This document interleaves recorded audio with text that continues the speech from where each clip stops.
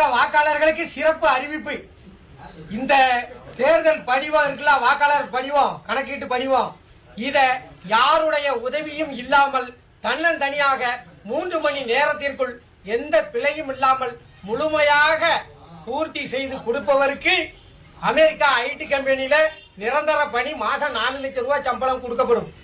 அப்படி போக விருப்பம் இல்லைன்னா இந்திய தேர்தல் துறையில் உங்களுக்கு உயர்ந்த பதவி வழங்கப்படும்.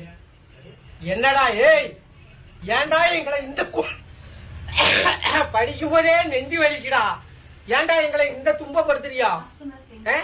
நீங்களாம் படிச்சுட்டு வேலைக்கு வந்தேலா?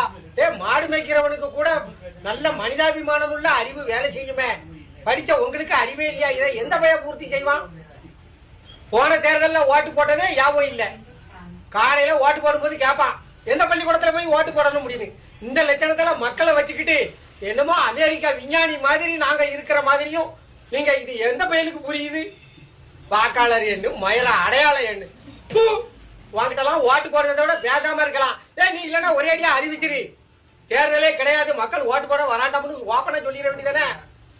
நீங்களே இருந்துட்டு போங்கப்பா, அதிபர் ஆட்சி முறையை கொண்டு வாங்க. எதுக்கு ஓட்டுக்கு 2000 கொடுத்து கஷ்டப்படணும்? என்ன சாதாரண எனக்கு படிக்க தெரியாது, நான் எவங்கிட்ட போய் பூர்த்தி செய்ய? படிச்சவனுக்கே இந்த பாரத்தை பூர்த்தி செய்ய தெரியாது. என்ன கேவலப்படுத்துதியே நீங்க? ஒரு எளிய பாமரனுக்கு புரியாண்டாமா? என்னவா 100% கல்வியறி, 100% படித்தவனுக்கே இதை பூர்த்தி செய்ய தெரியாது. நான் ஆனா சவால் விட்டு சொல்லுறேன். போன தடவை யாருக்கு ஓட்டு போட்டோம்னே தெரியாம வாக்காளர் பூரா பைத்தியம் முடிச்சு சுத்திக்கிட்டு இருக்கான்.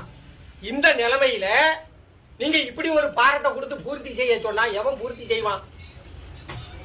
ஒரே அடியா தேர்தல் ரத்து இந்தியால அப்படின்னு அறிவிச்சுட்டு போங்கப்பா. எங்களுக்கு எவன் வந்தாலும் ஒண்ணுதான்.